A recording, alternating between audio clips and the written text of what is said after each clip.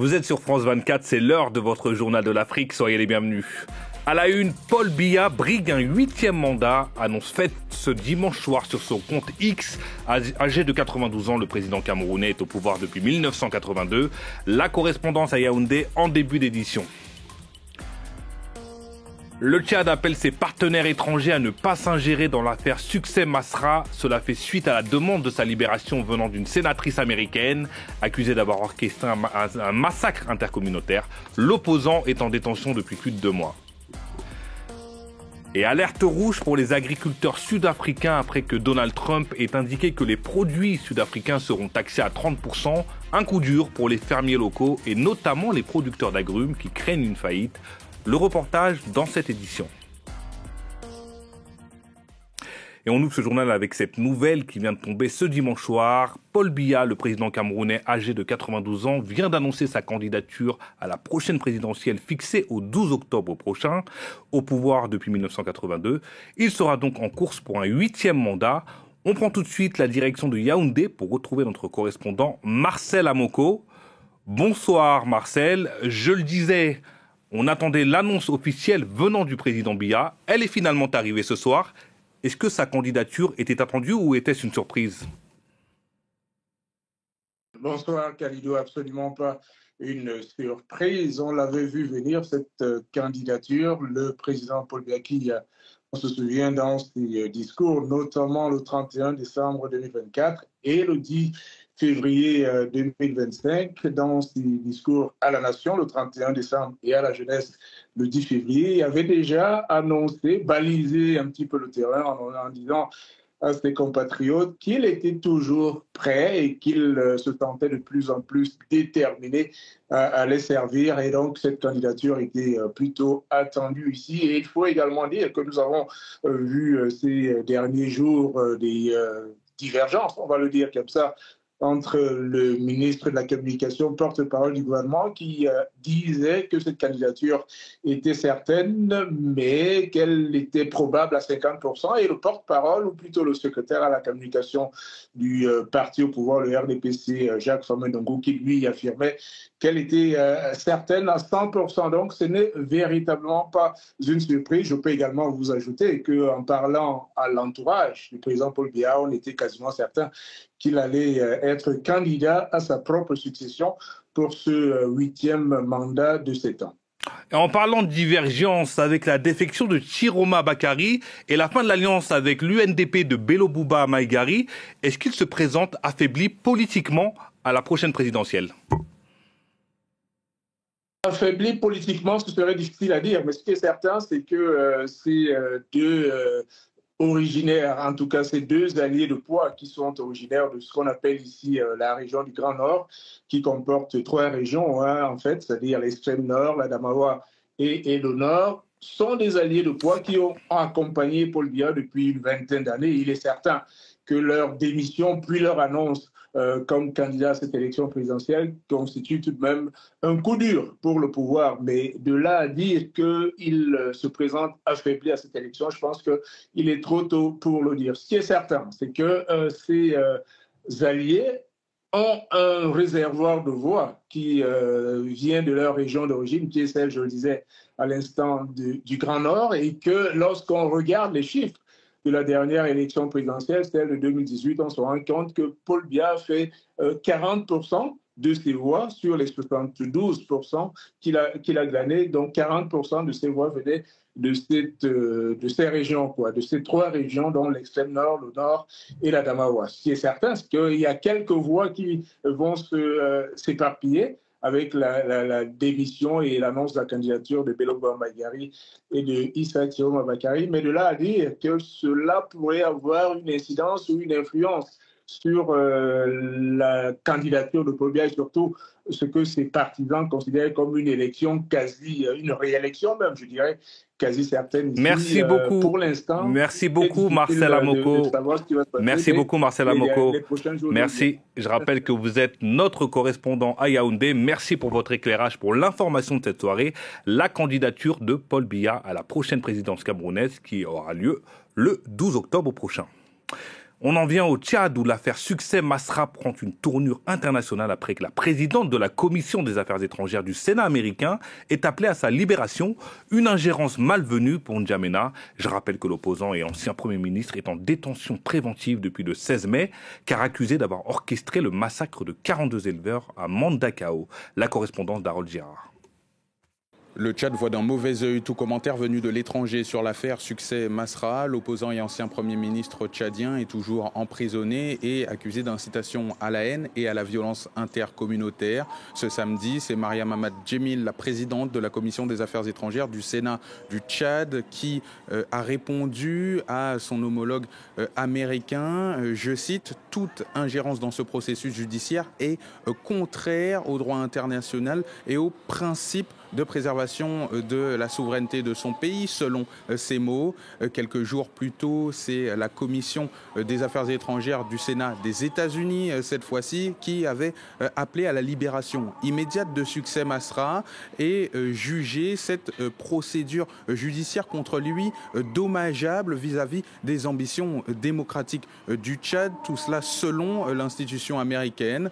Quelques semaines auparavant, le gouvernement tchadien s'était déjà insurgé contre l'implication d'avocats français dans l'équipe qui défend devant le juge Succès Masra, l'ex-premier ministre tchadien. Ces mêmes avocats qui ont par la suite insisté et interpellé le président de la République française pour qu'il intervienne en faveur de la libération de Succès Masra. En bref, on a appris le décès ce dimanche de l'ancien président du Nigeria, Muhammadu Buhari, à l'âge de 82 ans.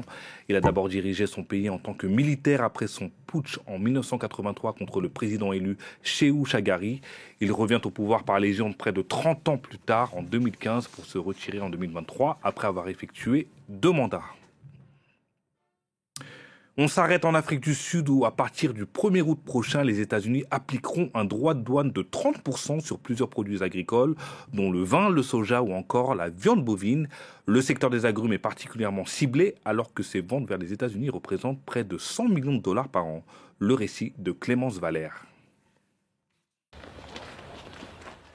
Inspectant son champ de mandarines, l'agriculteur Christian Mouton est inquiet. Les États-Unis ont annoncé qu'à partir du 1er août, les importations venant de l'Afrique du Sud seront soumises à des droits de douane de 30% pour rectifier ce que le président Donald Trump appelle des déséquilibres commerciaux injustes.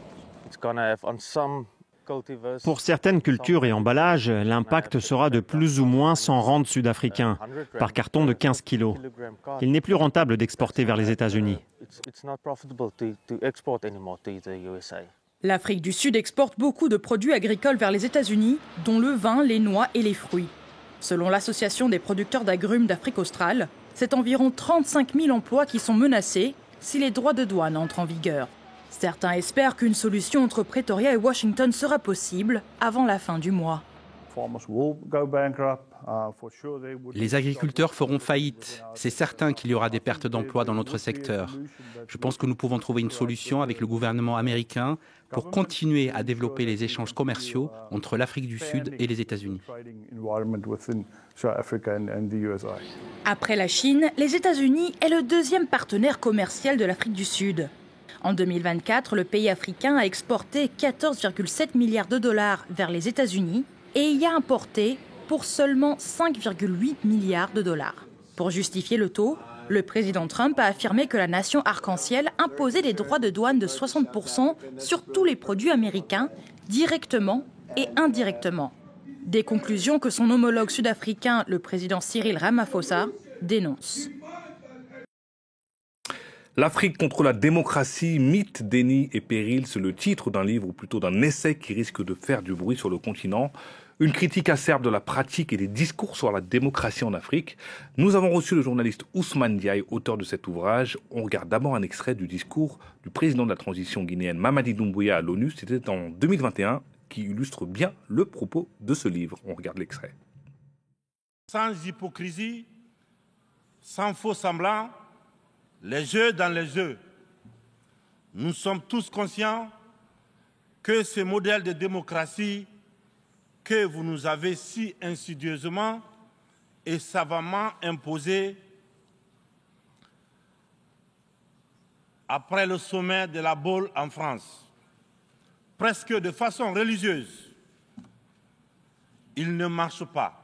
À l'écoute du discours de Mamadi Doumbouya, est-ce qu'on est justement dans ce que vous dénoncez dans votre livre ? On est totalement dans tous les mythes, tous les faux semblants que j'essaie de déconstruire dans ce livre. On voit là, et c'est très grave parce que c'est dit par quelqu'un qui dirige un État, on voit une profonde méconnaissance de sa propre histoire. Parce que postuler que la démocratie n'est pas adaptée aux valeurs africaines, c'est dire implicitement que l'Afrique, les valeurs africaines sont antidémocratiques. Ce qui est totalement faux quand on regarde l'histoire du continent. Les formes démocratiques sont une constante dans toutes les sociétés humaines. C'est-à-dire, l'Europe n'a pas inventé la démocratie. La démocratie n'est pas une invention occidentale. Dans le livre, je montre des expériences, des trajectoires totalement démocratiques, même si faut pas être dans le romantisme de l'Afrique précoloniale, etc. Il y a eu des formes démocratiques. Et deuxième mythe qu'on entend ici avec le président Doumbouya, dire que c'est la Baule, donc le fameux discours de Mitterrand qui a démocratisé l'Afrique, qui a ouvert les processus démocratiques, est totalement faux. Parce que les processus démocratiques ont été bien enclenchés avant la Baule. Ça fait partie de ces choses qui, à force d'être répétées, deviennent des formes de vérité. Et c'est une des clés de la crise démocratique que l'on vit. C'est-à-dire les Africains rejettent la démocratie sans l'avoir expérimentée.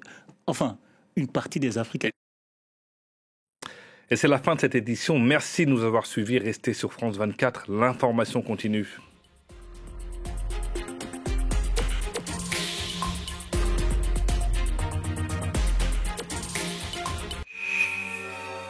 Cette semaine, le Paris des Arts vous donne rendez-vous à Vienne, capitale impériale où la tradition musicale flirte avec la modernité. On va retrouver Laurence Equilbé, chef d'orchestre visionnaire à la tête de l'Insula Orchestra. Elle se produit pour la première fois au prestigieux Musikverein. La musique est partout et respecte beaucoup le patrimoine musical. Donc ça, c'est très agréable pour un musicien. Puis on ira également à la rencontre de Katia Ledoux qui incarne un nouveau visage de Carmen. Enfin, à la fin de l'émission, un coup de cœur et les incontournables de Vienne. Émission spéciale à retrouver très vite sur France 24. Le Paris des Arts à Vienne. À ne pas manquer sur France 24. Comme l'histoire de notre monde est en perpétuel changement, comme le flux d'informations est sans cesse croissant, nous sommes là sur tous les thèmes. Nous vérifions, nous nous engageons sur le terrain, en toutes circonstances, pour anticiper le futur, en comprenant le présent. Nous sommes avec vous, 24 heures sur 24, 7 jours sur 7. France 24, un autre regard sur l'actualité. Liberté, égalité, actualité.